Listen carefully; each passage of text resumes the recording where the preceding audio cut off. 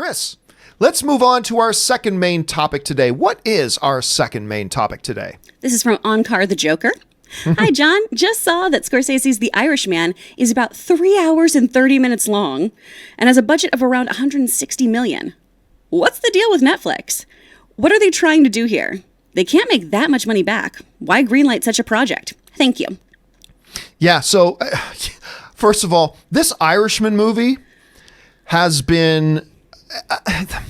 I'm still baffled by it a little bit, to be honest with you, with the whole Irishman thing. I mean, first of all, on one hand, it's Martin frickin' Scorsese, okay? So anything Martin Scorsese is going to do will be worth almost whatever. You're adding into that Al Pacino, Robert De Niro, Joe Pesci. I mean, this is a Hall of Fame lineup here of talent being involved in that. But on the other hand, it's always been a little bit of a head scratcher.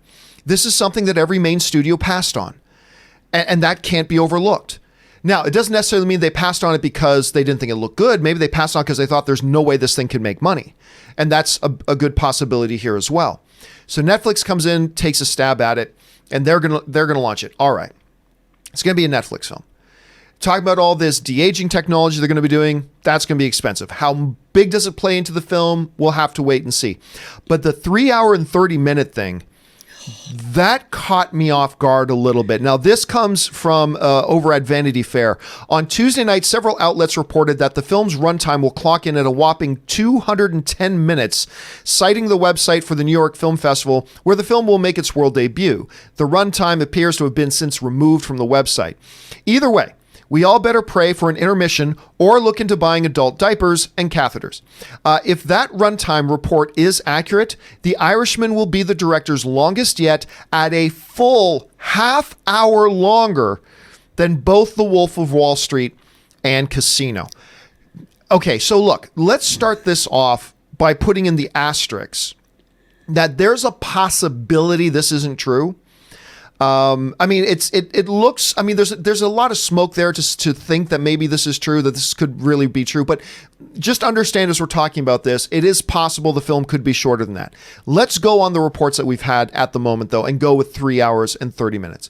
That is a ridiculously long runtime. Like, I know, Chris, different people have different tolerances, and I always say it depends on the movie itself. Like some movies, their perfect length is 90 minutes. Some movies, their perfect length is 3 hours. I mean, it just all depends, right? So maybe this is a movie that really needs to be 3 hours and 30 minutes long. I have a hard time imagining that, but it's Martin Scorsese. I'll give him the benefit of the doubt. Yeah. I can't help but wonder if this runtime might be one of the reasons that studios passed on it. Because I'm sure when they were talking to Martin Scorsese, I mean, you don't know how long it's going to be till you shoot it and edit it, but you can get a sense from it. And if Martin Scorsese told them, yeah, this is going to be epic, it's going to be 3 hours and 20 to about 3 hours and 40 minutes long. I cannot help but wonder if that might have been one of the break pushing moments for the studios to do. Not to mention, I'm sure the theaters wouldn't be thrilled with that. No. Because theaters, you putting in that long, that limits the amount of things you can have. But I will say this. The fact that we're talking about Netflix is a pretty significant mitigating circumstance, because when you're talking about the theatrical release, like for instance, we recently talked about Endgame's runtime and my belief that this re-sparked the debate about whether we should have intermissions. I believe we should. For any movie over like 2 hours and 50 minutes, I think there should be an intermission. It's good for everybody. There's no downside. Yeah. But yes, The Irishman is going to play at a couple of festivals, but for the most part, this is a Netflix release. You're watching at home. You can pause your movie anytime you want to get up to use the bathroom or to check your phone or to go to the kitchen and fix a snack for the second half of the thing. And while I still feel 3 hours and 30 minutes is on the long side for anybody to wade through, the reality is if it's a home release, I think that's a huge, again, mitigating circumstances that changes the context here a little bit. So if we were talking about Irishman being a release of Paramount Pictures coming out into Regal and AMC and Cinemark theaters near you, I'd be looking at this runtime and going, oh my God. But the fact that it's going to be a home video release, it kind of alleviates that a little bit, doesn't it? What do you think about that runtime? I think so, because if you see it in theaters, I mean, all I could keep thinking about was Erin's tweets about how many times she would have peed herself. Yes. Hashtag save Erin's pants. Make movie shorter. But the bigger issue I have here than the running time, which I know I just said to everyone, wait till you see a movie, give it a fair shot, don't make judgments. That trailer didn't excite me. When that dropped, I was expecting so much more. And so now 3.5 hours just sounds pretty masturbatory. I just, it's going to just be that all-star cast just mugging at the camera and me going, oh, Leonardo DiCaprio, oh, Martin, look at you. I'm just not super hyped about any of that stuff. I'm sure it's going to be a great film, but I'm just not excited. So when I hear 3.5 hours about a movie I'm not excited about, Having it on Netflix is a game changer, though, because you can pause. You can get up and leave, you know?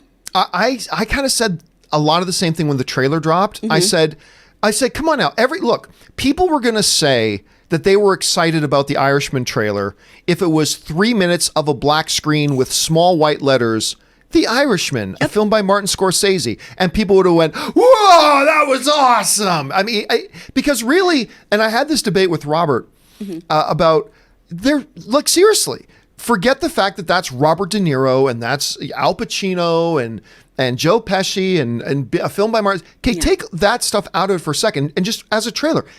That's not that good of a trailer. It really isn't. We're excited, and I think most people are excited about the fact of who is in it, which means they were going to be excited no matter what this trailer showed. But I agree. I don't think the trailer was all that great. Now, again, though, in its defense, I will say it was a first trailer. That's true. And quite often it's becoming more and more traditional that first trailers are less and less oomphy. I guess for lack of a better term, oomphy. There you go. There's your new word of the day. It's a little bit less oomphy than follow-up trailers. So I'm going to reserve judgment on how I think this movie looks until a second trailer comes, because I think that'll be more definitive about what kind of movie it is we're going to get. So I'm not going to judge it too harshly on that.